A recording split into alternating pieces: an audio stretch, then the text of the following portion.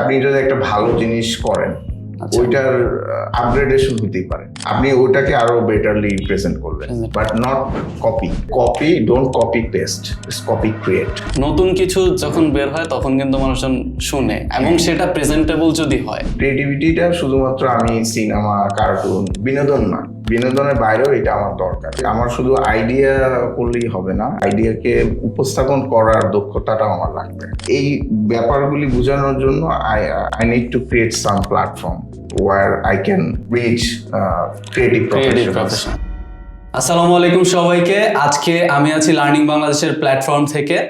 আপনি অনেক প্রফেশনেরই হতে পারেন। আপনি হয়তো কোনো কর্পোরেট জব করছেন, অথবা কোনো সরকারি চাকরি করছেন, অথবা স্টুডেন্ট হতে পারেন। জীবনের প্রত্যেকটা স্টেজে আপনাকে নানান ধরনের আইডিয়া জেনারেট করতে হতে পারে। এই আইডিয়া জেনারেশনের ক্ষেত্রে আমরা কিন্তু অনেকে স্টাক খাই, অনেকে স্টপ হয়ে যাই যখন আমাকে বলা হয় আমি নতুন একটা আইডিয়া জেনারেট করি, অথবা আমার নিজের পার্সোনাল জায়গা থেকে আমার মনে হয় যে আমার একটা আইডিয়া দরকার, আমি কিভাবে বিজনেস করতে পারি, আমি কিভাবে আমার পড়াশোনাগুলোকে আরেকটু গুছিয়ে করতে পারি, বা আমার কাজের ক্ষেত্রে নতুন আইডিয়া দিয়ে একটা ভ্যালু অ্যাড করতে পারি। এই জিনিসগুলো আমরা করতে গিয়ে নানান ধরনের প্রবলেম ফেস করি, অথবা স্টাক খেয়ে থাকি, নিজেদের মাথা থেকে কোনো কিছু বের করতে পারি না। আবার এরকম হয় আমি নিজেই বুঝতে পারি না আমি ক্রিয়েটিভ কিনা। তো এমন একটি প্ল্যাটফর্ম যারা বিশ্বাস করে প্রত্যেকের মাঝেই ক্রিয়েটিভিটি আছে। তো আজকে আমাদের সাথে যুক্ত আছেন, আমাদের লার্নিং বাংলাদেশের প্ল্যাটফর্মে উপস্থিত হয়েছেন থিঙ্ক ক্রিয়েটিভ বি ক্রিয়েটিভের ফাউন্ডার মাকামে মাহমুদ ভাইয়া। ওয়েলকাম করছি মাকামে মাহমুদ ভাইয়াকে। হ্যালো ভাইয়া। Hello, thank you so much. আমি প্রথমেই সবাইকে স্বাগতম জানাচ্ছি লার্নিং বাংলাদেশ প্ল্যাটফর্ম থেকে, এবং ফার্স্ট অফ অল আমি লার্নিং বাংলাদেশকে ধন্যবাদ দিচ্ছি আমাকে ফ্লোরটা দেওয়ার জন্য। Thank you. তো ভাইয়া, আজকে আমরা আসলে আপনার কাছে অনেক কিছু জানার আছে। আপনি 2018 সাল থেকে আপনার প্ল্যাটফর্মটা নিয়ে কাজ করে আসছেন। তো আপনার এই ইনিশিয়েটিভটা আসলে আমাদের সকলের মাঝে ছড়িয়ে দেওয়ার জন্য আজকে আমরা আপনাকে লার্নিং বাংলাদেশ প্ল্যাটফর্মে ইনভাইটেশন জানাচ্ছি। তো আমি আসলে জানি না আমি যে ক্রিয়েটিভ, এটা আমি জানি না। আচ্ছা, তো আমি জানতে চাইবো আজকে আপনার থেকে যে আমি কিভাবে ক্রিয়েটিভ, এবং আমি কিভাবে এই ক্রিয়েটিভিটিকে নিজের মধ্যে ধারণ করে নতুন নতুন আইডিয়া জেনারেট করতে পারি। ঠিক আছে, এই ব্যাপারগুলা আপনার থেকে একটু জানার চেষ্টা করব। আর এর মাঝে আমার জানার মাধ্যমে অবশ্যই আমাদের লার্নিং বাংলাদেশ প্ল্যাটফর্মের সাথে যারা যুক্ত আছে তারাও জানতে পারবে, অনেক কিছু শিখতে পারবে। তো আমি শুনতে চাইবো যে আপনার জার্নিটা আসলে কিরকম ছিল এই প্ল্যাটফর্মটা শুরু করার থেকে, আর আপনি আপনার লাইফের প্রত্যেকটা স্টেজে কিভাবে আইডিয়া জেনারেট করার ক্ষেত্রে আপনার থিঙ্কিং প্রসেসটাকে মানে কিরকম ভাবে রেখেছেন। তো এই পুরো ব্যাপারটা আপনি আসলে আমাদের সাথে যদি একটু শেয়ার করতেন। আমি যদি আমার আইডিয়া জেনারেশন জার্নিটা বলি, বা আইডিয়া জেনারেশন বলতে আমার সৃজনশীল যাত্রাটার ব্যাপারে যদি আমি বলি, আমার সৃজনশীল যাত্রাটা শুরু হয়েছিল 2008 সালে। বিশেষ করে ম্যাট্রিক পরীক্ষার আগে যদি অফিসিয়ালি আমি হিসাব করি। বাট আমার ছোটবেলা থেকেই আসলে সৃজনশীলতার প্রতি একটা আলাদা আগ্রহ কাজ করতো, যেটা হয়তো আমি ওই সময় বুঝতাম না। ছোটবেলায় তো আমরা অনেক কিছুই করি, অনেক কিছু বুঝি না। দেখা যেত এরকম হয়তো আমি আমার ইমাজিনেশনটাকে চিন্তা করে আমি ক্রিকেট যখন খেলার সুযোগ পেতাম না অন্যদের সাথে, আমি একাই ব্যাটিং করতাম, একাই বোলিং করতাম, একাই ফিল্ডিং করতাম। এটা আমি এক্সিকিউশনও করতাম। তো আশেপাশে যারা দেখতো বা কেউ দেখতো, আমার বাসার ফ্যামিলির কেউ দেখতো বা অন্য কেউ, সে লিটারালি ভাবতো আমি পাগল হয়ে গেছি। সো পাগল হলো, বাট ওটা একটা অন্যরকম আনন্দ পেতাম আমি। মানে ওনারা ভাবতো যে আপনি কেন একা একা এগুলো চিন্তা করে করে করতেছেন, বা একটু চুপচাপ থাকতেছেন। এক্স্যাক্টলি। অ্যাকচুয়ালি লজিক্যালি একটা খেলা, ক্রিকেট বলেন, ফুটবল বলেন, যেটাই বলেন, একটা খেলা খেলতে গেলে তো অন্তত পক্ষে 2 জন লাগে, 2-3 জন তো লাগে। সেখানে কেউ নাই, একজনই সব করতেছে, বোলিং করতেছে, ফিল্ডিং করতেছে, মানে অলরাউন্ডের মতো কাজ করতেছে, কিন্তু আশেপাশে কেউ নাই, দর্শক নাই, মানে আপনার প্লেয়ার নাই, কিন্তু আপনি খেলে যাচ্ছেন। আমাদেরকে যখন চিন্তা করতে বলে কেউ, আমাদের কিন্তু ওই একই একটা সিচুয়েশন ক্রিয়েট হয়। আমি আসলে একা, আমি কিছুই জানি না আমার মধ্যে ক্রিয়েটিভিটি আছে নাকি নাই, আমি কি আসলে আদৌ পারবো কি পারবো না, এরকম একটা ভয়ও কিন্তু কাজ করে। ঠিক আছে, মানে অনুধাবন করতে পারি না যে আমি ক্রিয়েটিভ কিনা। হ্যাঁ, সৃজনশীল কিনা।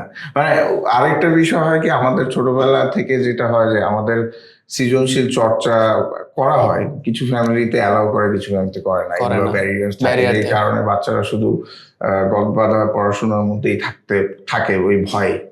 আবার কেউ কেউ খেলাধুলা করে আস্তে আস্তে নিজেকে বিল্ড আপ করে, কিন্তু Build up। ওইটাও একটা স্টেজের পরে যে থেমে যায়। তো যাই হোক, আমি যে পয়েন্টে বলতেছিলাম, তো হ্যাঁ, ছোটবেলা sure। থেকে ওইটা যখন আমি করলাম, পরে আস্তে আস্তে আমি রিয়েলাইজ করলাম এটা আমার ভিতরে একটা আলাদা একটা চাহিদা তৈরি করছে। মানে এটাকে আমি বলবো সৃজনশীল চাহিদা। এটাকে যদি ডিফাইন করি, সৃজনশীল চাহিদা হিসেবে বলবো। এবং এইটা আমাকে অলওয়েজ, যখন বয়স বাড়তে থাকে তখন আমার মধ্যে আরো ফিল হতে থাকে যে আমি যখন অ্যাজ ইউজুয়াল থিঙ্ক দেখে আমি বললাম যে আচ্ছা, এটাকে যদি এইভাবে থিঙ্ক করা যায় তাহলে কেমন হতো, এটাকে যদি এইভাবে করা যায় কেমন হতো। তো এরকম করতে করতে মানে আমাকে ছোটবেলায় সবাই বলতো একটু ভাবুক টাইপের, একটু এই টাইপের, দার্শনিক গোছের। দার্শনিক। আমি কিছু কোটেশনও রাইট করছি ইন মিন টাইম, আমার কিছু আমরা এক্সপেরিয়েন্স। শুনবো কয়েকটা কোটেশন। হ্যাঁ, শিওর শিওর। সো একটা কোটেশন এখনই বলে ফেলি, সেটা হচ্ছে feel creativity inside and act accordingly. সৃজনশীলতাটাকে ভিতরে ফিল করো এবং অনুযায়ী কাজ করো। এটা আমার নিজের মাথা থেকে আসছে, এখন যদি কোইন্সিডেন্টালি কোথাও মিলে যায় সেটা আলাদা এটা আপনি বিষয়। কোন পার্সপেক্টিভ থেকে, মানে আরেকটু যদি এলাবোরেট আচ্ছা, এইটার পার্সপেক্টিভটা হচ্ছে, আমি যদি আমার ওভারঅল জার্নি থেকে বলি, আমার ওভারঅল জার্নি থেকে এই পার্সপেক্টিভটা এসেছে। মানে আমার ফ্রম দ্য বিগিনিং থেকেই আমি সৃজনশীল জায়গাটা বলতে, আমি ছোটবেলায় কমিক্স পড়তাম, তারপর কমিক্স দেখতাম, তারপর ওই যে নন্টে ফন্টে, চাচা চৌধুরী, এগুলোর নাম আপনারা কম বেশি শুনছেন, বাটুল দি গ্রেট। এইগুলো হচ্ছে কি, ডায়লগ খুব একটা পড়তাম না, কিন্তু কার্টুন দেখতাম, কার্টুনে অ্যাক্টিভিটিস গুলি দেখতাম, কি হচ্ছে না হচ্ছে, ওইটা দেখে অবজার্ভ করতাম এবং ওইটা থেকে নিজের বাস্তব লাইফটাকে মিলানোর, রিলেট করতাম। বাট ওগুলো তো আসলে বাস্তবে করাটা কোয়াইট ইম্পসিবল, বাট ওইটা ভাবতাম যে এইভাবে করলে কিভাবে হতো। তো এরকম করতে করতে আমি একবার উন্মাদ ম্যাগাজিনের খবর পাই আমার বড় ভাইয়ের থ্রুতে। তারপরে আমি ম্যাগাজিনটা কালেক্ট করা শুরু করি, আমার ভালো লাগা শুরু করে। তারপরে আমি ওখানে যে সম্পাদক, তার সাথে যোগাযোগ করে একদিন উন্মাদ অফিসে যাই আমার ফ্রেন্ডদের নিয়ে, সাহস করে। আমার ফ্যামিলিও জানতো না তখন, আর ম্যাট্রিকের 1 মাস আগে আর কি বলা যায়। তো ওইভাবে করে ওনার সাথে যোগাযোগ হয় বইমেলায় বা অফিসে। তারপরে আমি উন্মাদে আইডিয়ানিস্ট হিসেবে জয়েন করি। আমার প্রথম আইডিয়াটা ছিল, আমার অনেক আগে, তো হয়তো পুরো মনে নেই, বাট আইডিয়াটা ছিল হচ্ছে বিভিন্ন কোম্পানিকে মানে একটু ব্যঙ্গ করে বাংলা লিঙ্ককে কমলা লিঙ্ক বানানো হয়েছে, পেপসুডেন্টকে হেপসুডেন্ট করা হয়েছে, মানে জিনিসটাকে একটু মানে উন্মাত্ত মজার ছলে আর কি, মজার ছলে আর কি জিনিসটাকে প্রেজেন্ট করা। তো এরকম আরো অনেক আইডিয়া আমি উন্মাদের শেয়ার করছি। তো যেটা হয়েছে যে ওই আইডিয়াটা আমার ফার্স্ট পাবলিশড হয়, তো আমার ফ্রেন্ডরা যারা ছিল ওদের নামও ওখানে আসে, যেহেতু ওরা আমার সাথে ছিল। তো বেসিকলি ওইখানে ওই আইডিয়াটার পরে আমার একটা কনফিডেন্ট আছে, ওইটাই আমার অফিসিয়াল যাত্রা হিসেবে আমি যদি ধরি 2008-এ। তো আমার তখন মনে হয় যে না, আমি ক্রিয়েটিভিটি নিয়ে কিছু একটা করতে পারি, সৃজনশীলতা নিয়ে আমার দ্বারা কিছু একটা করা সম্ভব। আমার ভিতরে ওই বিশ্বাসটা একটু হলেও জন্মাইছিল তখন তো অনেক কিছুই স্বাভাবিক, ওই সময়ের একটা ম্যাচুরিটি ব্যাপার থাকে। তো যেই কথা সেই কাজ। তো ওইখানের ওই ফার্স্ট আইডিয়াটা যখন হলো, আমার পরিবারেও দেখালাম, তারাও খুব খুশি হলো। তো তারপরে তো উন্মাদে আরো বেশ কিছু মজার আইডিয়া শেয়ার করার পরে আমি আস্তে আস্তে উন্মাদেও আমার পজিশন হলো একটা সহকারী সম্পাদক হিসেবে জয়েন করে। তো ওইখানে থাকা অবস্থায় আমার আরেকটা জিনিস রিয়েলাইজ হয়, পত্রিকা অফিসে তো বিভিন্ন মানুষ আসতো, তো ওটা দেখতাম যে ওইখানে রিয়েলাইজেশন যেটা হলো যে আমার শুধু আইডিয়া করলেই হবে না, আইডিয়ার সাথে আইডিয়াকে উপস্থাপন করার দক্ষতাটাও আমার লাগবে। অবশ্যই, এটা যদি না থাকে আসলে ওই আইডিয়াটার ভ্যালু নাই। রাইট, আমি যদি এটাকে বলি, রাইট প্লেসে রাইট জিনিস প্লেস করতে হবে। আমার যেটা রিলেভেন্ট, এখন মজার আইডিয়া এইসবের জন্য আমার উন্মাদে, আবার সিরিয়াস বিজনেস কোন আইডিয়ার জন্য আমার একটা বিজনেসম্যানের কাছে উপস্থাপন করতে হবে। ওই বিজনেসম্যান যে এইটাকে মানে করবে আর কি, ওন করবে, ধরেন একজন ফাউন্ডার হইতে পারে বা ডাইরেক্টর হইতে পারে, এই লেভেলে আমাকে রিচ করতে হবে। এবং রিচ করার জন্য আমাকে আগে কন্টেন্টটা রাখতে হবে, যে আমি ওই কন্টেন্ট, এমন একটা কন্টেন্ট দিব যাতে তার সময়টা মনে করে যে অর্থিত, যে না আমার সময়টা অর্থিত হয়েছে, যে আমি ওকে যে সময় দিছি ওর মধ্যে ওইটুকু জিনিস আছে, ক্যাপাবিলিটি আছে, ওইটুকু আছে। তো ওই ফিল্ডটার পরে আমি আস্তে আস্তে আমার কমিউনিকেশনটাও ডেভেলপ করলাম। ইনফ্যাক্ট আমি ভার্সিটি লেভেলে আমার মেজর ছিল এনভায়রনমেন্টাল ম্যানেজমেন্ট, বাট মাইনরটা আমার ছিল হচ্ছে, মাইনরটা আমি নিচ্ছি পরে মিডিয়া অ্যান্ড কমিউনিকেশন, যে যাতে আমি কমিউনিকেশনের জায়গাটা আরো ডেভেলপ করতে পারি। তো ওর পরে যেটা হয়েছে, আমি বিভিন্ন জায়গায় যখন ভলান্টিয়ারি কাজ করি, বিভিন্ন দেখি ক্রিয়েটিভ সেক্টরে অনেক কিছুর সাথে যখন ইনভলভ হই, নাটক, সিনেমা যদিও করা হয়নি, বাট এদের প্রডিউসারদের সাথে আমার যখন পরিচয় হয়, কানেক্টিভিটি হয়, তখন আমি আস্তে আস্তে ভাবলাম যে আমাদের দেশে তো আসলে ক্রিয়েটিভিটি নিয়ে অনেক খন্ড খন্ড কাজ হয়, কার্টুন বলেন, গ্রাফিক্স ডিজাইন, ফটোগ্রাফি, এগুলো নিয়ে কিন্তু অনেক কাজ হয় এবং এগুলোর আলাদা আলাদা স্টুডিও, এজেন্সি, অনেক কিছু আছে। তো আমি ভাবলাম যে এইগুলোকে ইন্টিগ্রেট করার জন্য একটা প্ল্যাটফর্ম করলে কেমন হয়, যেটাতে আমরা ক্রিয়েটিভ কাজগুলি, সৃজনশীল জ্ঞান, সৃজনশীল দক্ষতা এবং সৃজনশীলতার যে ইভেন্টগুলি হয়, বা সৃজনশীলতা যে একটা not only for entertainment purpose, it also for our personal and professional progress. So এই ব্যাপারগুলি বোঝানোর জন্য I need to create some platform where I can reach creative professionals, মানে যাদের প্রফেশনে ক্রিয়েটিভ ব্যাপারগুলি নিয়ে কাজ করে বা ইনোভেটিভ আইডিয়া নিয়ে আগায়। তো যেই ভাবা সেই কাজ। তো আমি যেটা করলাম, শুরুতে হচ্ছে একটা ব্যাকগ্রাউন্ড স্টাডি করার মতো করলাম আমাদের দেশের পার্সপেক্টিভে এইতে। তো দেখলাম যে ক্রিয়েটিভিটির ব্যাপারটা সবাই এনজয় করে, সবাই একটা ক্রিয়েটিভ আইডিয়া বা একটা কোটেশন সবাই কিন্তু মনোযোগ দিয়ে শুনে, রাদার দেন গদবাঁধা কথাবার্তা কিন্তু আজকালকার দিনে তো আরো মানুষ শুনতে চায় না। একটা সময় ছিল মানুষ শুনতো, কিন্তু এখন আরো শুনতে চায় না। ওই যে দেখা যায় না, কেউ একজন বক্তৃতা দিচ্ছে, গদবাঁধা কথা বলতেছে, কেউ একজন পিছনে বসে ঘুমাইতেছে, ম্যাক্সিমাম মানুষ ঘুমাচ্ছে, শুনতেছে না কিছু। কিন্তু নতুন কিছু যখন বের হয় তখন কিন্তু মানুষজন শুনে, এবং সেটা প্রেজেন্টেবল যদি হয়, হ্যাঁ, মানে ঠিক জায়গায় এতগুলো মানুষের সামনে এরকম সুন্দর, আপনি যেরকম বললেন যে উন্মাদে আপনি সুন্দর সুন্দর কিছু ওয়ার্ডস আপনি মানে আইডিয়া হিসেবে দিচ্ছেন, যেগুলো হচ্ছে মানুষ পছন্দ করেছে, এবং পত্রিকায় আপনার ফ্রেন্ডদের নামও গেছে। তো আপনি রাইট জায়গায় গিয়ে রাইট ভাবে জিনিসটাকে প্রেজেন্ট করেছেন। আর ওই যে এতগুলো মানুষের সামনে যখন একটা ভালো জিনিস, এরকম ফানি একটা কিছুই হোক না কেন, মানুষজন কিন্তু শুনতো তখন। ঠিক আছে, সে বক্তৃতা দিচ্ছে, তার ইম্পর্টেন্ট কথা থাকবে, বাট মাঝামাঝি যদি এরকম ফানি কিছুও থাকে, তখন কিন্তু মানুষ সেটা শুনতে আরেকটু বেশি আগ্রহী হয়। হ্যাঁ, প্লিজ। হ্যাঁ, সমস্যা নেই। তো তারপরে ইভেন আমি উন্মাদে যে আইডিয়াগুলি দিতাম, আমার বাস্তব এক্সপিরিয়েন্সের বেসিসে দিতাম। যেমন একটা আইডিয়া দিয়েছিলাম এরকম, অস্বস্তিকর মুহূর্তে বিরক্তিকর প্রশ্ন। ধরেন আপনি এমনিতেই একটা ঝামেলায় আছেন, মানে খুব একটা আপনার ট্যাক্সের একটা ঝামেলা আছে, ওই সময় ধরেন ট্যাক্সের লোক আপনাকে ইনকোয়ারি করতেছে, তখন আপনার এক ফ্রেন্ড এসে বলতো, দোস্ত তুই তো আমার কাছে 20,000 টাকা পাইতেই নেই, তখন বুঝেন যে কিরকম একটা মানে অবস্থা হয়ে যায়। এটা কিন্তু আমাদের দেশে হয়, মানে প্র্যাকটিক্যালি অনেকেই কম বেশি মানে এক্সপিরিয়েন্স করি। আবার একবার আমি একটা বাসে উঠছি, বাসের যখন লোকাল বাসে, তো ওইখানে আমার ডায়লগটা খুব ভালো লাগছে। ডায়লগটা ছিল এরকম যে আমি চৌধুরী সাহেব, আমি গরিব হতে পারি কিন্তু আমি লোভী নই। এটা তো অ্যাজ ইউজুয়াল ডায়লগ। তো এইখানে লেখা ছিল, চৌধুরী সাহেব আমি গরিব হতে পারি কিন্তু আমি দাঁত ব্রাশ করি, আমি করি। তো বিষয়টা যখন এরকম, ওইটা আমি দেখলাম, সাথে সাথে আমার মনে হলো যে এটা নিয়ে একটা আইডিয়া করা যায়।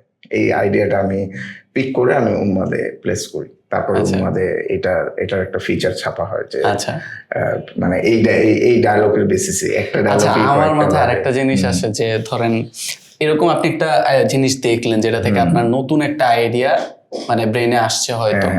তো আমি মাঝে মধ্যে এরকম হয় যে আমি বা আমার অনেকেরই এই জিনিসটা হয়, হয়তো জানি না হয় কিনা, যে আমি কিছু একটা দেখে মনে হয়েছে যে না, এটা তো অলরেডি হয়ে গেছে, জেনারেট হয়ে গেছে। এখন আমি যদি সিমিলার কিছুই একটা বের করি, তাহলে কি এটা নতুন আইডিয়া হইলো নাকি, বা মানুষজন কি এটাকে অন্যভাবে দেখতেছে নাকি? লোকে কি বলবে বা হ্যাঁ। বলবে যে কপি করে ফেলছে নাকি। কপি করে ফেলছে তো কিনা। এই ব্যাপারগুলো নিয়ে আপনার মানে কি মনে হয় যে এটা কি আসলে কপি করা হয়ে যাবে নাকি আসলে নতুন আইডিয়া জেনারেশন হবে? আপনি যে ব্যাপারটা বলছেন এটা আমারও একটা সময় ভাবতাম যে এটা তো অলরেডি হয়ে গেছে, এটা নিয়ে আমি কেন করব। তো এই বিষয়ে আমার সৃজনশীল গুরু যে আমি আহসান হাবিব যে উন্মাদের সম্পাদক, ওনাকে আমি সৃজনশীল গুরু মানি। আমার আচ্ছা আচ্ছা সৃজনশীলের হাত করি সবকিছু ওনার থ্রুতেই হয়েছে। আচ্ছা। আইডিয়া জেনারেশন তো প্র্যাকটিসিংটা তো ওখান থেকেই হয়েছে। তো উনি একটা কথা বলছে যে আপনি যদি একটা ভালো জিনিস করেন আচ্ছা। ওইটার আপগ্রেডেশন হইতেই পারে, ওটা আবার হইতেই পারে। আপনি ওটাকে আরো বেটারলি প্রেজেন্ট করলেন, বাট নট কপি। মানে আপনি কপি ক্রিয়েট করলেন। হ্যাঁ, আপনি যদি দেখেন জাপানিজ বা চাইনিজ এরা যে এত ইমপ্রুভ করছে, এরা যে এত টেকনোলজিক্যাল অনেক কিছু আনছে, এরা কি করছে? এরা কিন্তু ফার্স্টেই এদের মতো করে করছে তা কিন্তু না। এরা কিছু জিনিস আছে গাড়ি বাই এগুলো কিন্তু অন্য দেশ থেকে দেখে কপি করে ওদের মতো করে বানাইছে, কপি অ্যান্ড ক্রিয়েট করছে। এই বিষয়ে আমাদের আরেকজন টিসিবিসির একজন আমাদের থিঙ্ক ক্রিয়েটিভের একজন অ্যাডভাইজার আছে, মঈনুদ্দিন চৌধুরী। তো উনি স্যার উনিও একটা ক্রিয়েটিভ গোছের মানুষ। উনি মানে ওনার পড়ানোর স্টাইলটাই এমন যে মানে আমরা খুব এনজয় করতাম। তো উনি একটা জিনিস বলে যে copy don't copy paste, it's copy create. Copy create. So আপনি ডেফিনেটলি ভালো কিছু বানাইতে পারেন, কারণ এখনকার দিনে অনেক কিছু অনেক ভাবে হচ্ছে। এখন ধরেন আমি যে কোটেশন বললাম বা আমি যে প্ল্যাটফর্ম নিয়ে কাজ করতেছি, হইতে পারে যে এরকম প্ল্যাটফর্ম বা সিমিলার টাইপের প্ল্যাটফর্ম নিয়ে হয়তো অন্য কোনো দেশে কাজ হইতে পারে। হ্যাঁ, এখন হয়তো আমি জানি না বা আমার হয়তো নলেজে নাই বা আমি যতটুকু সার্চ করছি আমি হয়তো দেখছি এরকম নাই। সো ওই বেসিসে আমি করছি, তারপরে থাকতে পারে। এখন থাকলেই যে আমার তার ব্যাপারটা একদম সেম হবে বিষয়টা তো সেরকম।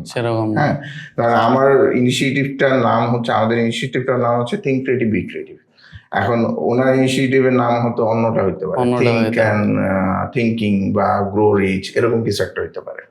সো আমাদের মানে এই দুই টাইপের, তার একটা ভিশন অ্যাক্টিভিটিস একরকম, আমার ভিশন আরেক রকম। হ্যাঁ, আমাদের ইনিশিয়েটিভের যেটা আমি টার্গেট করে আমরা কাজ শুরু করছি যে আমরা চাই যে একটা মানে ক্রিয়েটিভিটির একটা রেভলিউশন হোক। রেভলিউশন বলতে যে সব মানুষ, সর্বস্তরের মানুষের মধ্যে ক্রিয়েটিভিটির ইম্পর্টেন্সটা তারা যেন রিয়েলাইজ করে যে না, এই ক্রিয়েটিভিটিটা শুধুমাত্র আমি সিনেমা কার্টুন বিনোদন না, বিনোদনের বাইরেও এটা আমার দরকার। আমার পার্সোনাল প্রফেশনাল ডেভেলপমেন্টের জন্য ক্রিয়েটিভিটিটা দরকার। যদি আমি আমার চিন্তা শক্তিটাকে একটু কাজে লাগাই বা এটাকে আরো গতিশীল করার জন্য ভাবি, তাহলে কিন্তু আমি অনেক কিছু কিন্তু করতে পারবো। তো এই পার্টটায় যেটা হয়েছে, এই পার্টটার জন্যই কিন্তু আমি ওই চিন্তা করেই কিন্তু প্ল্যাটফর্ম থেকে ক্লাস শুরু করছি। তারপর আমরা বেশ কিছু কনসেপ্ট বেস কার্টুন মেক করছি। আপনার বেশ কিছু গ্রাফিক ডিজাইনের কাজ করা হয়েছে। যেমন একটা কার্টুন যদি আমি বলি, এনভায়রনমেন্ট ডে উপলক্ষে একটা কার্টুন করা হয়েছে। ওখানে পৃথিবী মানুষকে বলতেছে live and let me live. মানে পৃথিবী মানুষকে মেসেজটা দিচ্ছে। হ্যাঁ, পৃথিবী কিন্তু পুরো ইনজুড। আমার মানে ভিজুয়ালি থাকলে আমি দেখাইতে পারতাম। তো আপনার পৃথিবী খুব ইনজুড মুমূর্ষু অবস্থায় মানুষকে রিকোয়েস্ট করতেছে live and let me live. মানে তোমরাও বাঁচো, আমাকেও বাঁচো। হ্যাঁ, তো এইখানে কনসেপ্টটা আমার ছিল, কার্টুন আমাদের টিমে একজন করছে। তো এইটা দিয়ে কিন্তু এই মেসেজটা দিয়ে কিন্তু অনেক বড় একটা মেসেজ মানে পৌঁছানো হয়েছে। এবং আমি এটার উপর একটা ক্লাসও নিছি, মানে ইউনিভার্সিটি লেভেলে ইউএতে। তো ক্লাসেও আমি এটা প্রেজেন্ট করছি এবং এটা বেশ ইন্টারেক্টিভ ছিল, স্টুডেন্টরা বেশ ভালো কানেক্টিং হয়েছিল। তো যেটা হচ্ছে বেসিকলি এইখানের আসলে পুরো কন্টেক্সটটা কি, মানে আমাদের হয়েছে কি, আমরা আমাদের দেশে কিন্তু অনেক ক্রিয়েটিভ মানুষ আছে, প্রচুর প্রতিভাবান আছে। এবং আমাদের ফরেনাররা আমাকে বলে যে তোমার দেশের ট্যালেন্ট অনেক, বাট হয়তো নার্চারিংটা ওইভাবে হয় না বা হয়তো সঠিক গাইডলাইনটা হয়তো আগাতে পারে না। আবার আরেকটা জিনিস হয় কনটেক্সট না বোঝার একটাই। আমি আমার কাছের মানুষদের দেখছি বা কাছের দূরে যাই বলে, আমি অত মানে ডিটেলে বলবো না, জাস্ট আমি অ্যাজ এক্সাম্পল বলবো, দেখছি যে তারা কিছু একটা স্টার্ট করছে, দেখি যে মানে ট্রেন্ডিং থিংস, ফুডের একটা দোকান দিছে, এই দিছে, বাট দেখা গেছে 2-3 মাস পর আর চালাতে পারে না। এইটা হয়েছে কি ল্যাক অফ আমি বলবো আমার যেটা অবজারভেশন আসছে, lack of knowledge, lack of context understanding. আচ্ছা, যে আমি যখন একটা বিজনেসে নামবো আমাকে বুঝতে হবে যে আমি কতটুকু এটা রিয়েলিটিতে কাজ করতে পারবো, কারণ আমার কাজের ক্ষেত্রে there is no emotion। আমাকে দেখতে হবে যে এখানে কতটুকু আমার ভ্যালু আসছে। অনেকে হচ্ছে মানে শখের বসে একটা বিজনেস দিয়ে দিছে, আছে কিছু টাকা, হ্যাঁ বিজনেসে নামছি, এই বিজনেসে নামছি, ওই বিজনেসে নামছি, কোনোটাই হচ্ছে না। কারণ সে হচ্ছে গিয়ে ওইটার ব্যাপারে ভালো মতো নলেজ গ্যাদার করেনি। আরো অনেকগুলো ব্যাপার থাকে যে হচ্ছে অবজার্ভ করে নেয় ওই বিজনেসের মার্কেটটার মানে কি কন্ডিশন এখন, কি কন্ডিশন। তো সব মিলিয়ে আসলে তারা তখন ওই বিজনেসগুলোতে ফেল করে। আবার একটু আগে আপনার আরেকটা জিনিস দেখতে হবে, আপনি একটা মার্কেটে নামতেছেন, আপনার কম্পিটিটর কারা হতে পারে, আপনার কম্পিটিটররা কিরকম প্রাইসিং করতেছে, কিরকম কি করতেছে, এই জিনিসগুলো আপনাকে খেয়াল রাখতে হবে যে আমি নতুন হিসেবে আমি কি অফার করলে আমি আগে যেতে পারি। মানে একই জিনিস তো 10 জনই করতেছে, আমি এক্সট্রা কি দিচ্ছি সেটা কিন্তু ম্যাটার করে। যেমন আমাদের একটা ইনিশিয়েটিভ আছে, ওইখানে আমরা ইউনিভার্সিটি স্টুডেন্টদেরকে মানে কোর্স পড়াই। তো ওইখানে আমরা যেটা করি, এক্সট্রা হিসেবে স্টুডেন্টকে একটা 1-on-1 মেন্টরশিপ ক্লাস দিই, যে ওখানে তার ইউনিভার্সিটি লেভেলে বা সে মানে ওভারঅল একাডেমিক লাইফে কিভাবে কি প্রোগ্রেস করতে পারে, কতটুকু কি, সেটা আমাদের এক্সপিরিয়েন্স নলেজের বেসিসে তাদেরকে আমরা গাইড করি। যেহেতু আমি ইউনিভার্সিটি লেভেলটা পড়ছি, মানে বলা যায় আমি যে কয়টা ইনিশিয়েটিভ আমার কাজ করা হয় আমার ব্রেন চাইল্ড, এইগুলো কিন্তু আমার মানে আইডিয়া কমিউনিকেশন নিয়ে অনেক দিনে কাজ করার একটা ফসল, সার্টিফিকেট এটাকে বলবো। মানে ইটস নট লাইক যে মানে ওই কাগজের সার্টিফিকেট, মেন্টাল সার্টিফিকেট। তো যে পয়েন্টটা বলতেছিলাম কনটেক্সটের ব্যাপারটা, তাই না? আচ্ছা, তো কনটেক্সটটা খুব ইম্পর্টেন্ট, আমাকে ডেফিনেটলি কনটেক্সটটা দেখতে হবে। তো আমরা ওই যে আমি আর্টের যে বিষয়টা বলতেছিলাম যে পৃথিবী মানুষকে বলতেছে, তো পৃথিবী না থাকলে মানুষ কল্পনা করা যায় না, মানুষ ছাড়া পৃথিবী কিন্তু একজন আরেকজনের সাথে রিলেভেন্ট। সো আমাকে কিন্তু পৃথিবীর যে এই যে ড্যামেজ হচ্ছে এগুলোতে আমার ভাবতে হবে, আমাকে প্লাস্টিক দূষণ এগুলো যতটা সম্ভব কমায় আমাকে কাজ করতে হবে। তো এই মেসেজটা আমি চিন্তা করি, আমি যেহেতু এনভায়রনমেন্ট লাইনে অনেকদিন ধরে কাজ করছি, তো আমার কাছে মনে হলো যে এইটা এমন একটা মেসেজ দিব যেটা হচ্ছে একটা সর্বজনীন হবে, যে ব্যাপারটা হচ্ছে মানুষকে মানে লং টার্ম ভাবাবে বা থিঙ্ক করবে। থিঙ্কিং বা ক্রিয়েটিভিটির সবচেয়ে বড় বিউটি কি জানেন?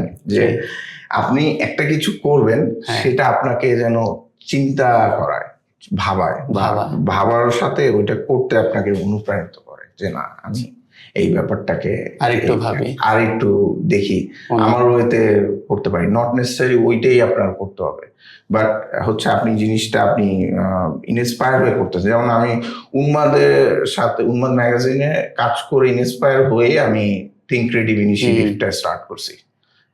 তার মানে কি, এইটা আমাকে প্র্যাকটিক্যালি ইন্সপায়ার করছে, এবং এখানে আমি অনেকদিন যুক্ত থাকার কারণে এইটা ক্রিয়েটিভিটির প্ল্যাটফর্মের ইম্পর্টেন্সটা আমি রিয়েলাইজ করার কারণে যেটা হয়েছে, আমি একটা ওইভাবে করে একটা টিম ক্রিয়েট করছি, অডিয়েন্স গ্যাদার করছি, এবং আমি ওইভাবে করে অ্যাক্টিভিটিস শুরু করছি। ক্লাস করাইছি ইন্ডিভিজুয়াল লেভেলে, গ্রুপ লেভেলে, তারপরে এখন এক্সক্লুসিভ কোর্স করাচ্ছি। তো তারপরও যেটা হচ্ছে যে ওই যে এই কোর্সগুলি বা ক্লাসগুলি করানোর একটা মজা কি, যে এইখানে সবাই হচ্ছে মানে যারা তাদের থেকেও মানে টু ওয়ে লার্নিং হয়, তারাও কিছু তাদের অবজারভেশন শেয়ার করে, তারাও এনজয় করে, আমারও ব্যাপারটা ভালো লাগে যে না তারা তাদের জিনিসটা স্বতঃস্ফূর্ত ভাবে বলতেছে।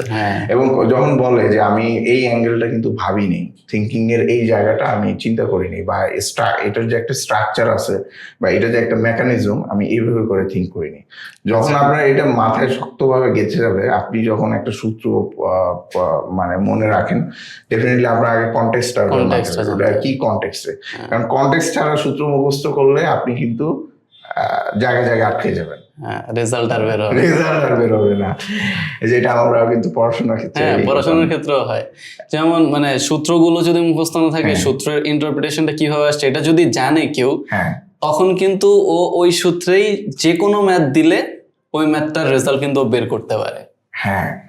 ঠিক আছে, আমার কাছে মনে হয় যে আইডিয়া জেনারেশন ব্যাপারটা হয়তো একটু সিমিলার।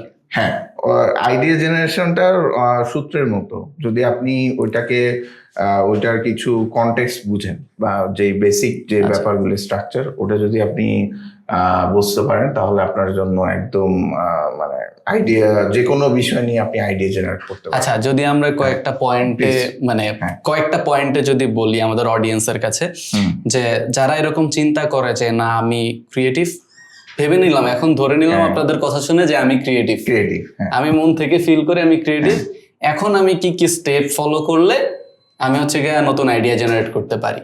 আচ্ছা, তো এই কয়েকটা পয়েন্ট নিয়ে আপনি হচ্ছে গিয়ে টু দ্য পয়েন্টে যদি বলেন যে তুমি এই প্রসেস করলে তখন হয়তো তুমি নতুন একটা আইডিয়া জেনারেট করতে পারবা। আচ্ছা, না খুব ভালো একটা প্রশ্ন। তো আমি যদি আপনার মানে এই রিলেটেড যে ইয়াটা আছে, ডেফিনেশন আছে, হ্যাঁ হ্যাঁ, ওটাও বলতে পারি, বা আমার এক্সপিরিয়েন্সের বেসিস। না না, আপনি কমপ্লিটলি আপনার এক্সপিরিয়েন্স, বইতে তো অনেক কিছুই লেখা হ্যাঁ, আছে, সেটা এখন ঠিক। চ্যাট জিপিটি করবে, এআই এর যুগে সবকিছুই বাইর হবে, চ্যাট জিপিটি কে বলবে যে থিঙ্ক ক্রিয়েটিভ, ঠিক আছে, ও কিন্তু অনেক কিছু বের করে অনেক দিবে, কিছু বের করে দেবে, বাট নিজের মাথা থেকে যেটা আসার কথা ওইটা কিন্তু আসবে না, ওইটাকে কিন্তু ওই আউটকামটা কিন্তু আমাদেরকেই বের করতে হয় আমাদের মাথা থেকে। আমাদের যেটা চ্যাট জিপিটি দিচ্ছে ওটা তো আমার মাথা থেকে কেউ এক্সপেক্টও করবে না, না, কারণ এটা অলরেডি জানি। জানি। সো আমরা আপনার এক্সপিরিয়েন্স থেকে জানতে চাইবো যে মানে আপনি কিভাবে যে আচ্ছা, ব্যাপারটাকে আমি আমার এক্সপিরিয়েন্স থেকেও বলবো, আর যেটা ডেফিনেশন আছে ওটার সাথে কিছু রিলেভেন্টও রাখবো, কারণ তাহলে হয়তো অডিয়েন্সদের বুঝতে সুবিধা হবে, বা আপনারও হয়তো আপনি রিলেট করতে পারবেন। তো প্রথম যেটা আমি পাইছি আমার কাজের এক্সপিরিয়েন্স বা নলেজ থেকে, সেটা হচ্ছে প্রথমটা যেটা হচ্ছে আপনার ব্যাকগ্রাউন্ড স্টাডি করতে হবে। ব্যাকগ্রাউন্ড স্টাডি মানে সাপোজ আপনি যে কোনো বিষয়ের উপরে যে কোনো ধরনের বিজনেস করতেছেন, ওই রিলেটেড আপনার ব্যাকগ্রাউন্ড স্টাডি করতে হবে, মানে নলেজ থাকতে হবে, নলেজ, ইনফরমেশন, প্লাস ওই ফিল্ডে বা ওই জায়গায় কতজন কে কাজ করতেছে, কিরকম কাজ করতেছে, সেটা আপনাকে দেখতে হবে। ফর এক্সাম্পল ধরেন আপনি মানে উদাহরণ দিয়ে বলি, উদাহরণ দিলে আরো রিলেট করতে সুবিধা। তো আপনি ধরেন একটা ক্যাফে দিবেন, ধরেন ক্যাফেতে আপনার কফি, আদার্স ফুড টুড থাকবে, ফাস্ট ফুড, হোয়াট এভার। তো আপনি হয়তো বসুন্ধরা বা বাড্ডা এরিয়ায় দিতে চাচ্ছেন, কথা আপনি বাড্ডা এরিয়া সিলেক্ট করলেন। তো আপনার করতে হবে কি, ওখানে আপনাকে কিন্তু ওই যে ক্যাফে চালানোর মতো নলেজ আপনার থাকতে হবে, যে আপনি যে একটা ক্যাফে শুরু করবেন, আপনার কি ইনগ্রেডিয়েন্টস সবকিছুর বিষয়ে আপনার একটা ভালো ধারণা থাকতে হবে। অবশ্যই ওখানে কতজন কম্পিটিটর আছে তার সেটাও তাকে ভাবতে হবে। সেটা অবশ্যই, সেটা তো পরে আসবে, বাট প্রথমে আপনার ভাবতে হবে আপনি চালাতে পারবো কিনা, মানে আপনি হচ্ছেন ওটার কর্ণধার, বা আপনি হচ্ছেন ওটার মানে মানে কি বলে, উদ্যোক্তা।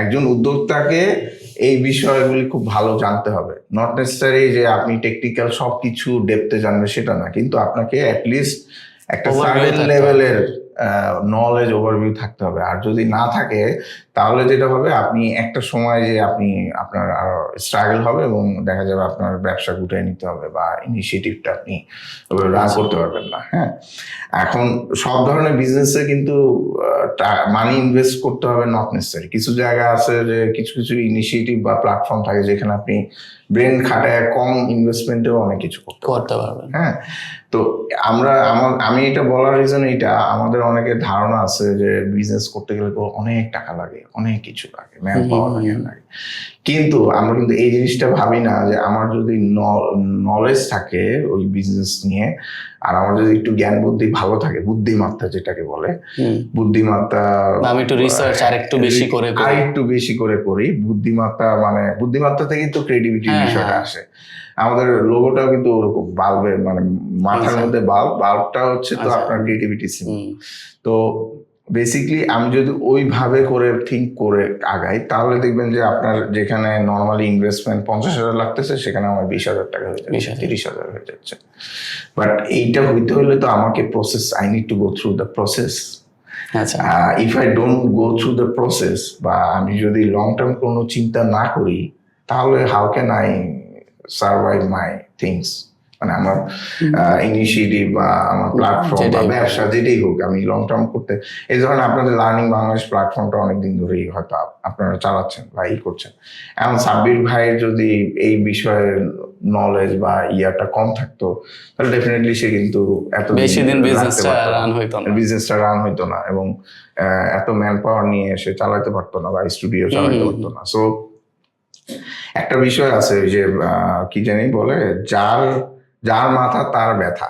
হ্যাঁ, তো এখন আমার আইডিয়া, আমার ব্যথাটা বেশি থাকবে, আমার মানে মাথায় আমার মাথাটা ক্ষুধা থাকতে হবে যে না, আমার মাথা থেকে আইডিয়াটা বাইর হওয়া উচিত, হ্যাঁ হইতে হবে, বাইর হওয়া উচিত, হইতে হবে।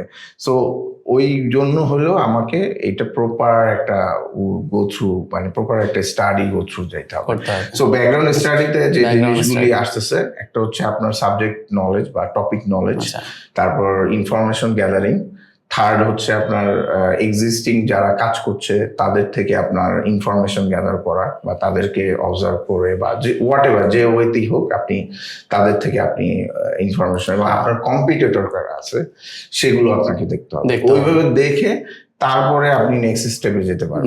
হ্যাঁ, সো আপনি ধরেন সেটা ক্যাফে দেন, একটা ফার্মাসি দেন, আপনি একটা অনলাইন সার্ভিস দেন, আপনার সব ক্ষেত্রেই কিন্তু এটা একই কাজ করবে। আচ্ছা, এই গেল ব্যাকগ্রাউন্ড স্টাডি শেষ। সেকেন্ড যেটা আসতেছে এইটা হচ্ছে observation, thinking and observation, observing skill যেটাকে বলে, অবজার্ভ করতে হবে। এই যে আপনি ইনফরমেশন আনলেন, এত কিছু বাইর করলেন, এর দিক থেকে নিলেন, এই যে কম্পিটিটর দেখলেন, তো এগুলো তো আপনাকে অ্যানালাইসিস করতে হবে। মানে আপনি একা করেন বা আপনার পার্টনার বা যারা নিয়ে করেন, আপনাকে অ্যানালাইসিস করতে হবে যে মানে এইখানে এইটা কেন হলো, কিভাবে হলো, কেন হলো। ওই যে 5WH একটা আছে না, ওই জিনিসগুলি আপনার আনতে হবে, ওইটার সাথে রিলেট করতে হবে যে কেন, কিভাবে, কি কারণে হলো, কোন অ্যাঙ্গেল থেকে জিনিসটাকে করলো, এই জিনিসগুলি। সো এইগুলো যখন আপনি করবেন, কি কেন কিভাবে মিনিমাম আপনার অ্যাটলিস্ট 3 থেকে 6 মাস বা তারও বেশি যাবে, আরো বেশি হয়তো যাবে। এটা ডিপেন্ড করবে আপনি কতটুকু নিতে পারতেছেন। এক এক মানুষের ক্যাপাসিটি এক এক রকম। হ্যাঁ, আমি ধরেন একটা বিষয়, যেমন আমি যেটা 5-10 মিনিটে নিতে পারবো, আরেকটা মানুষ সেম ভাবে পারবে তা না, তার হয়তো 10 মিনিটের জায়গায় 15 মিনিট হতে পারে। আপনারা তো কোর্স করেন, আপনারা অলরেডি হয়তো এক্সপিরিয়েন্স করছেন, যারা কোর্সের পার্টিসিপেন্ট, কেউ হয়তো একটা টপিক খুব ভালো করে বুঝতেছে, তার হয়তো কোয়ারিজ কম, আর যার টপিকটা কম বুঝতেছে তার কোয়ারিজ বেশি। ওই যে সে মানে ব্যাকগ্রাউন্ড স্টাডি করে নাই, বা যেই জিনিসগুলো দেওয়া হয়েছে তাকে দেওয়া হয়েছে ওইগুলোর ব্যাপারে সে ওইটুকু স্টাডি করে নাই বলে তার মনে কোশ্চেনও জাগতেছে। এটাও আছে। প্লাস হচ্ছে কি, আমাদের বায়োলজিক্যালিও দেখা যায় কিছু কিছু মানুষ আছে, ক্যাপাসিটি এক একজনের বুঝার ক্ষমতা এক এক রকম। ধরেন পড়াশোনার ক্ষেত্রেও আমারও যেমন হচ্ছে, আমি স্কুল লাইফে যখন যে টপিকে পড়তাম, সায়েন্স পড়তাম, যেটাই পড়তাম, আমার একটু মাথায় কম ঢুকতো। দেখা যেত আমার আশেপাশের লোকজন ওরা খুব ভালো বুঝতেছে, আমি বুঝতে মানে আমারই বুঝতে দেরি হয়ে যেত, বিষয়গুলো এরকম হয়ে যেত। আমি ভার্সিটিতে এলএফি করতে গেছি, আমার যে এলএফি পার্টনার ছিল, তো আমরা ইনফরমেশন কালেক্ট করতাম, দেখা যেত আমার একটু নিতে সময় লাগতো, আমি ওই লোকদের সাথে একটু ইন্টারাকশনটা বেশি করতাম, তো দেখা যেত সে একটু বিরক্ত হয়ে যেত। তো পরে আমি এই রিলেটেড একটা কালচার ইভেন্টে একটা নাটকের মতো অংশ করা হয়, দেখা যায় যে ওইখানে নাটকটার নামই থাকে ভুলুম। এটা একটা মজার স্টোরি আমি একটু ছোট্ট করে বলবো। এলএফির ওই মানে আমাদের একটা ম্যান্ডেটরি কোর্স করতে হয়, ওটা বলে লাইফ ফিল্ড এক্সপিরিয়েন্স। তো ওইখানে যেটা হইতো যে আমি প্রতিদিন যখন ফিল্ডে বের হইতাম, আমি কাগজ কলম নিতে ভুলে যেতাম। ওই উঠেই চিন্তা ভাবনা যে যাবো ওইখানে কি করা যায়, কি আসবে, নতুন কিউরিসিটি, ক্রিয়েটিভিটির ক্ষেত্রে কিউরিসিটি, অবজারভেশন, এই জিনিসগুলি আপনার থাকতে হবে, ওপেন মাইন্ডসেটও থাকতে হবে। সো আমার ওই জিনিসগুলি তখন আরো ভালো কাজ করতো। ভার্সিটি লেভেলের শেষের দিকে চলে আসছি, তো পরে আমার রুমমেট প্রতিদিন মনে করাই দিত, ওরা কাগজ দিত, তখন আমার বললো, সে মজা করেই বলছে আমাকে যে ভাই আপনি তো সবকিছু ভুলে যান, আপনি কালচারাল প্রোগ্রামে এইটা নিয়ে একটা নাটক করেন, এইটা নিয়ে একটা নাটক বানান। আমি অ্যাকচুয়ালি বানায় ফেলছি, 3টে সিনে বানাইছি। মানে এবং উইদাউট স্ক্রিপ্ট, এটা কোনো স্ক্রিপ্টে ছিল না। আমি প্রথমটা আমি অ্যাক্টিং করছি, সেকেন্ডটা আরেকটা আমার একটু ফ্রেন্ডরা করছে, একটু ম্যাচা, এবং সবাই এনজয় করছে ব্যাপারগুলি। তো মানে আমার মানে বিষয়টা যেটা হয়েছে, আমার লাইফে যেগুলো হয়েছে বা যে জিনিসগুলি আমি আইডিয়া দিছি সবই আমার বাস্তব লাইফের অনেকগুলি এক্সপিরিয়েন্স থেকে করছি। এবং আমার আরেকটা রিয়েলাইজেশন এখানে হয়েছে যে আপনার রিয়েল লাইফটা কিন্তু অনেকটা নাটক সিনেমার থেকেও অনেক বেশি কিছু। আমরা নাটক সিনেমার যেরকম রোমাঞ্চ ফিল করি, মনে করি আহা এটা যদি আমার বাস্তব লাইফে হতো, কিন্তু রিয়েল লাইফটা কিন্তু বাস্তব লাইফের থেকেও অনেক রোমাঞ্চকর, অনেক অ্যাডভেঞ্চারাস, যদি আমরা সেটা বুঝতে পারি। আমরা লাইফের মানে ওই লাইফের পার্টের জায়গাটা যদি আমরা ওইভাবে আন্ডারস্ট্যান্ড করতে পারি বা হ্যান্ডেল করতে পারি। এই রিলেটেড আরেকটা কোটেশন আমি লিখতে, ইটস মাই ফার্স্ট কোটেশন। এটা ছিল, life understanding is better then enjoyment. Life enjoyment মানে জীবনকে উপভোগ করার চেয়ে উপলব্ধি করা চেয়ে, কারণ আপনি যখন উপলব্ধি করতেছেন তখন ডেফিনেটলি আপনি ওর মধ্যেই উপভোগের বিষয়টা আপনি নিতে পারবেন। আর আপনি যখন উপলব্ধি করতে পারবেন না, শুধু এনজয় করবেন, তখন আপনার লাইফটা ইনকমপ্লিট লাগবে, যে কি যেন একটা নাই। মানে যতটুকুই উপভোগ করতেছি ওটা আমার নিজের মধ্যে উপলব্ধি থাকতে হবে যে না আমি এইটুকু জিনিস ফিল করতে পারছি, ফিল করতে পারছি, এক্স্যাক্টলি। তখন ফুলফিলমেন্টটা কাজ করে। আরেকটা বিষয় তখন আসে কি, আপনি নো দাইসেলফ, নিজেকে জানতে হবে। ক্রিয়েটিভ পার্সনরা কিন্তু নিজেকে চিনে। যারা যত ক্রিয়েটিভ পার্সন আছে পৃথিবীতে, যারা ক্রিয়েটিভিটি নিয়ে তুমুল পর্যায়ে প্র্যাকটিস করে, they know themselves. They are like a crazy lot, crazy people. Sorry to interrupt. আরেকটা ব্যাপার মাথায় আসে যে দেখা যায় অনেক মানুষ কর্মক্ষেত্রে থাকে বা স্টুডেন্ট বয়সে থাকে, রক্ত একটু গরম থাকে, মাথা একটু গরম থাকে সবসময়। আমার নিজেরও ছিল হয়তো একটা টাইমে। তো ওই টাইমটাতে হয় কি, কেউ কিছু একটা করতে বলতেছে না, আমার এখন মনোযোগ অন্য জায়গায়, এখন আমি তো এই যে টপিক আমাকে বলছো ওই টপিকে আমার চিন্তা করারই সময় নেই, আমি নিজেকে স্থির রাখতে পারতেছি না, যে কারণে আমি নতুন কিছু নিয়ে ভাবতেছি না, পেশেন্সের অভাব। তো আমার মনে হয় যে নতুন আইডিয়া জেনারেশনের ক্ষেত্রে নিজের পেশেন্সটাও মানে একটা ইম্পর্টেন্ট রোল প্লে করে। অ্যাবসলিউটলি, এইটা one of the key as a ক্রিয়েটিভিটির জন্য, it's one of the key part. আচ্ছা, you have to be patience, because আপনার যদি পেশেন্স না থাকে, আমি যদি আমাদের প্ল্যাটফর্মের কথাই বলি, টিল নাও আমাদের খুব বেশি একটা আর্নিং হয়েছে তা কিন্তু না, মানে আর্নিং খুব একটা বলতে গেলে হয়নি, বাট আমি একটা পেশেন্স নিয়ে এখানে কাজ করছি, যে একটা ভালো লাগা প্যাশনের জায়গা থেকে কাজ করছি। সো মানে যে কোনো কিছুরই ওই যদি আপনি একটা কিছু করার পরে আপনি ওটাতে সময় না দেন, সময় না দিয়ে আপনি যদি অধৈর্য হয়ে যান যে না এখন তো হচ্ছে না, তাহলে আমি এটা শাটডাউন করে দিই, তাহলে কি ওইটা ওখানেই শেষ। নতুন আইডিয়া দেখা গেলো আপনার দেখা দেখে আরেকজন করে বেটার যখন করলো, অনেক ভালো কিছু করে ফেললো, তখন আপনার আফসোস হবে যে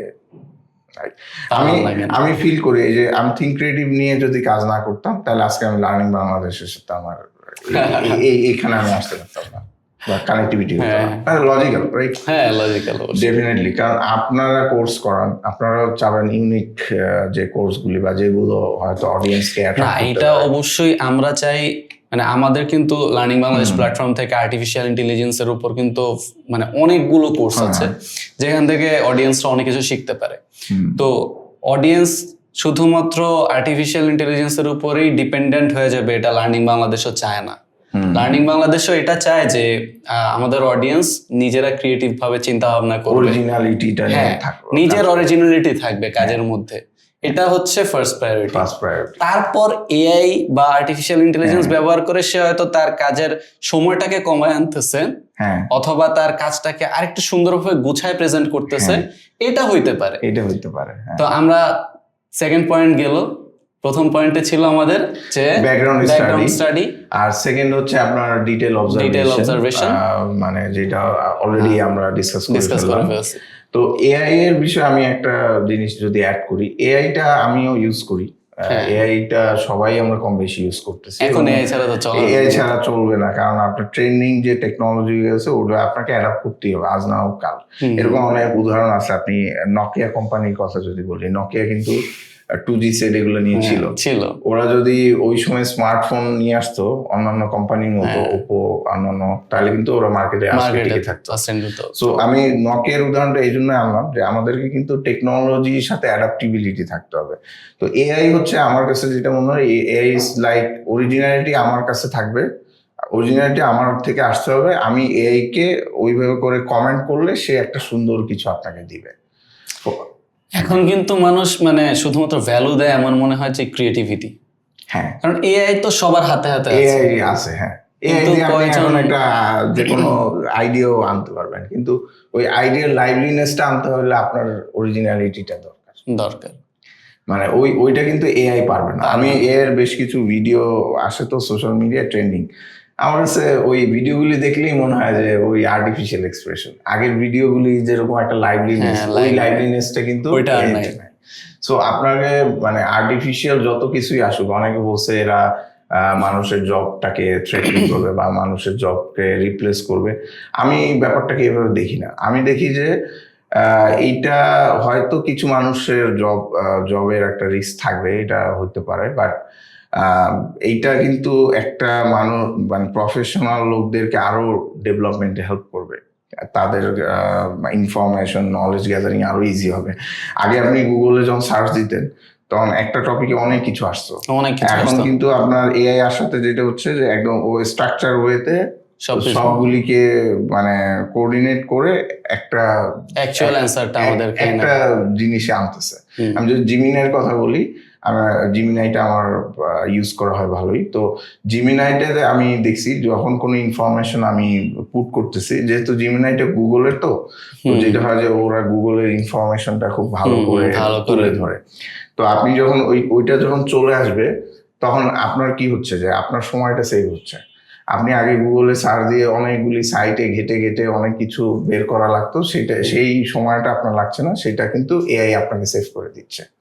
তো এআই কিন্তু আমাদেরকে এই জায়গাগুলিতে বেশ সাপোর্ট দিচ্ছে, কিন্তু আমাদের এখানে মেক শিওর করতে হবে আমরা এআই এর উপরে যেন একদম পুরোপুরি ছেড়ে না দিই। তাহলে হচ্ছে কি আমাদের যে অরিজিনালিটি জায়গা বা অরিজিনাল যে ক্রিয়েটিভিটির ওই জিনিসটা আমরা কিন্তু হারায় ফেলবো, এবং ওইটা ডেফিনেটলি কারোর জন্যই লং রানে ভালো হবে না। বা যখন রিক্রুটার যারা কাজ করবে তারা যখন দেখবে যে সবাই এআই নিয়ে দিচ্ছে, তখন সে মনে করবে আমার তাহলে ওরে না রেখে আমি এআই দিয়ে কাজ করি। আবার এরকমও কিন্তু হয় যে দেখা যায় যারা আমরা বিভিন্ন জায়গায় অ্যাপ্লাই করি, জবের অ্যাপ্লাই করে বা হচ্ছে গিয়ে টার্ম পেপার বানায়, প্রেজেন্টেশন বানায়, ঠিক আছে? তো এইগুলা ক্ষেত্রে মানুষজন করে কি ডিরেক্ট এআই কে ইউজ করে যে আমার এরকম এরকম প্রেজেন্টেশন লাগবে, তুমি এরকম এরকম দাও। কিন্তু ওইটাতে নিজের যে একটা অথরিটি রাখবে যে না আমাকে প্রেজেন্টেশনটা এই ওয়েতে দাও, কারণ আমার মানে আমি এইভাবে ভাবছি, এটাকে তুমি একটু স্ট্রাকচার্ড করে দাও আমাকে। হ্যাঁ, এক্স্যাক্টলি, আমি এটাই বলতেছিলাম যে তো এটা কিন্তু মানুষজন করে না, যেটার কারণে যখন টিচাররা দেখে অথবা কোনো একটা রিক্রুটার দেখে, একটা সিভি দেখুক বা যেটাই দেখুক, যেটা তাদের সামনে প্রেজেন্ট করা হচ্ছে, ওরা কিন্তু ধরতে পারে যে না এটা এই মানুষের দ্বারা হয় নাই, উনি আসলে ক্রিয়েটিভ থিঙ্কিং এ অনেক খারাপ, ঠিক আছে, ক্রিয়েটিভ থিঙ্কিং করতে পারে না। তো এই জিনিসগুলো কিন্তু ওখানে রিপ্রেজেন্টেড হয়।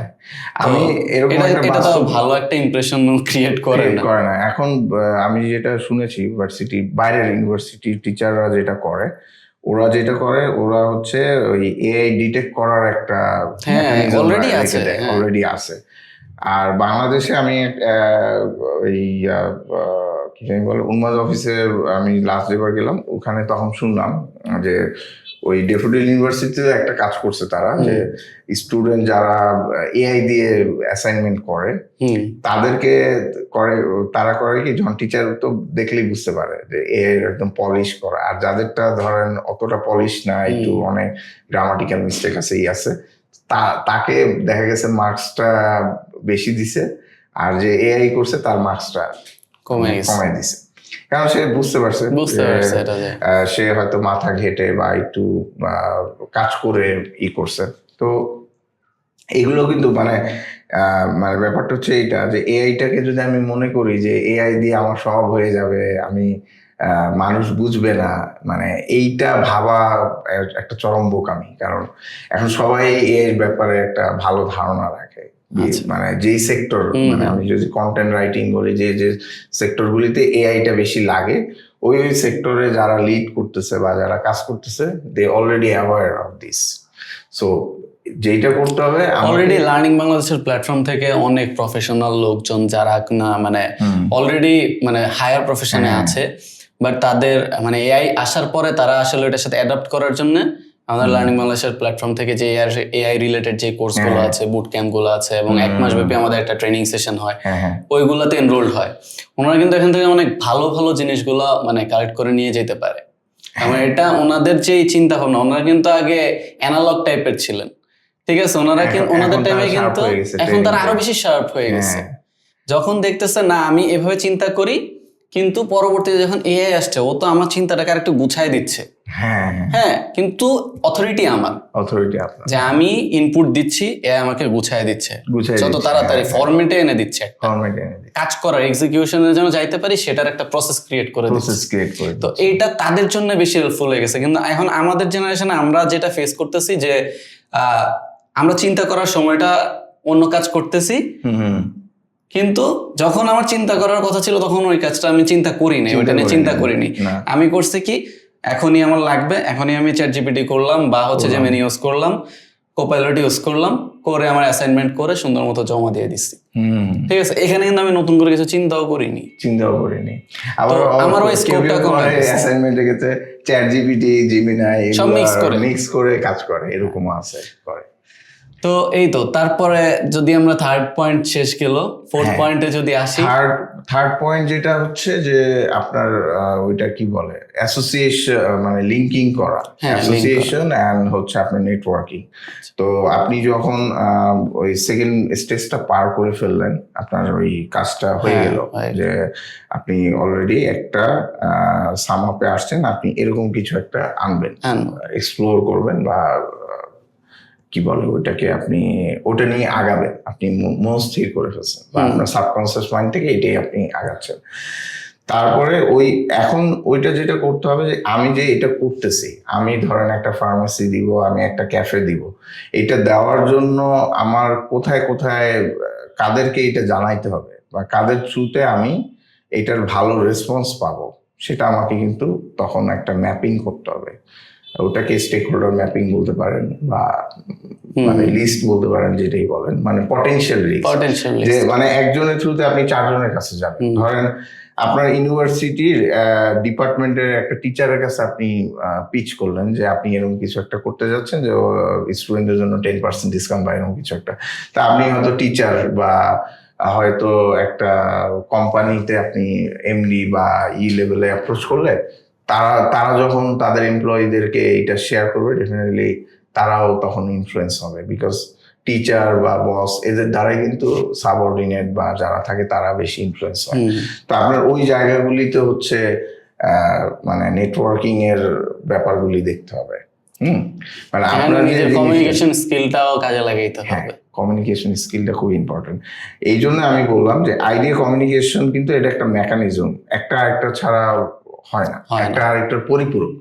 আপনার আইডিয়া ভালো আছে, কিন্তু আপনি মানে উপস্থাপন করতে পারছেন না, বা আপনি জায়গা মতো মানে করতে পারছেন না, তাহলে কি হচ্ছে, আপনার কমিউনিকেশন ল্যাকিংস এর কারণে, ল্যাক অফ কমিউনিকেশনের কারণে কিন্তু আপনি আপনার আইডিয়াটা জায়গা মতো দিতে পারতেছেন না, এক্সিকিউটও হচ্ছে না, এবং আপনি দিন শেষে ফ্রাস্ট্রেটেড হয়ে যাচ্ছেন, আপনার মানে আসলে আউটপুট জিরো আসতেছে। না, আমাদের মাঝে অনেকেই আছে, আমাদের অডিয়েন্স আছে, আমি নিজে আছি, যে হঠাৎ করে মাথায় একটা আইডিয়া আসছে, বাট এখন এই আইডিয়াটা আমি কয়েকদিন নিয়ে ঘুরতেছি, কিন্তু এইটাকে কিভাবে আমি এক্সিকিউট করব, এটার ব্যাকগ্রাউন্ড কিভাবে চেক করব, এরপরে অবজার্ভ আরো ভালো ইন ডিটেইলে কিভাবে করব, এই জিনিসগুলো যে নিয়ে আগাবো আমি, এটা আমার মধ্যে থেকে আসতেছে না, বা এটা নিয়ে আমি আগাতে পারতেছি না, কারণ আমি জানি না কিভাবে করতে হবে। এরপরে আমি কোথায় পিচ করব, কমিউনিকেশন স্কিলস এর ব্যাপারটা আসে, তখন হচ্ছে গিয়ে এমন দাঁড়ায় ওভারঅল ব্যাপারে আমার যদি আইডিয়াটাই না থাকে, আমার শুধুমাত্র ওই জিনিসটাই জানি যে আমি এটা কি করতে চাচ্ছি, এটুকুই জানি, বাট আমি ওভারঅল আমি স্টেপ গুলা পার করবো, তাইলে হচ্ছে আমার নতুন যে আইডিয়া জেনারেট করতেছি আমি ওইটা ফ্রুটফুল হবে, এক্স্যাক্টলি, ঠিক আছে, মানে সঠিক জায়গায় যাবে এবং সঠিক এটা জায়গায় যাবে। এক্সিকিউশনটাও ভালো হবে। তো এই ব্যাপারগুলো আমরা অনেকেই জানতে চাই। আমরা জানতে চাই কিভাবে আমরা নতুন ভাবে আইডিয়া জেনারেট করতে পারি, আমরা জানতে চাই কিভাবে আইডিয়াটাকে সুন্দরভাবে কোনো একটা ভালো জায়গায় উপস্থাপন করতে পারি এবং আমাদের মধ্যে লুকিয়ে থাকা হিডেন যে ট্যালেন্ট, এই ট্যালেন্টটাকে আরো বেশি এক্সপ্লোর কিভাবে করা যায়, এই জিনিসগুলো আমরা জানতে চাই। তো ততক্ষণ পর্যন্ত আপনাদেরকে থাকতে হবে লার্নিং বাংলাদেশের সাথে। লার্নিং বাংলাদেশ প্ল্যাটফর্ম নিয়ে আসবে আপনাদের জন্য সেই রকম একটি ইনসাইটফুল সেশন অথবা একটি কোর্স, যেটা থেকে আপনি জানতে পারবেন কিভাবে আপনি নতুন আইডিয়া জেনারেট করবেন, কিভাবে সেই আইডিয়া জেনারেশনের পরের ধাপগুলো আপনি ঠিকমতো পার করবেন এবং আপনার কমিউনিকেশন স্কিলসের মাধ্যমে কিভাবে সেটা সঠিক জায়গায় পৌঁছাবেন এবং এক্সিকিউশনটা ফ্রুটফুল করবেন। সো সকলকে আজকের পডকাস্ট দেখার জন্য ধন্যবাদ, আর মাকামে মাহমুদ ভাইয়াকে ধন্যবাদ আজকে আমাদের লার্নিং বাংলাদেশ প্ল্যাটফর্মে আসার জন্য। আমরা আশা করছি আমরা আবারও অনেকগুলো সেশন আপনার সাথে করব। ধন্যবাদ ভাইয়া। না, আপনাকেও ধন্যবাদ। আমার এইখানে এসে আমার এই অভিজ্ঞতাগুলি শেয়ার করতে পারে আমার নিজের কাছেও খুব ভালো লাগছে। আমাদের অডিয়েন্সের জন্য কিছু বলার আছে কিনা আপনার? আমি দর্শকদের উদ্দেশ্যে এটাই বলবো যে ক্রিয়েটিভিটি হ্যাজ নো বাউন্ডারি। হ্যাঁ, ক্রিয়েটিভিটি কিন্তু কোনো সৃজনশীলতা কোনো বাউন্ডারি নেই। সো আপনারা এইটা সৃজনশীলতার ব্যাপারে যেটাই করেন না কেন, সে সবসময় এটা একটা ওপেন মাইন্ডসেটে ব্রডলি চিন্তা করবেন। এটাতে কোনো জায়গা থেকে স্টাক থাকাটা যাবে না।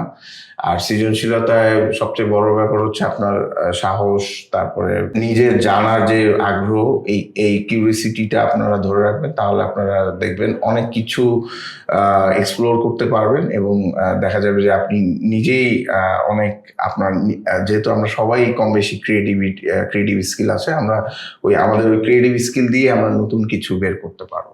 অলরাইট, থ্যাংক ইউ ভাইয়া। আজকের সেশন আমরা এখানে শেষ করছি। Most welcome. Thank you. Triple welcome.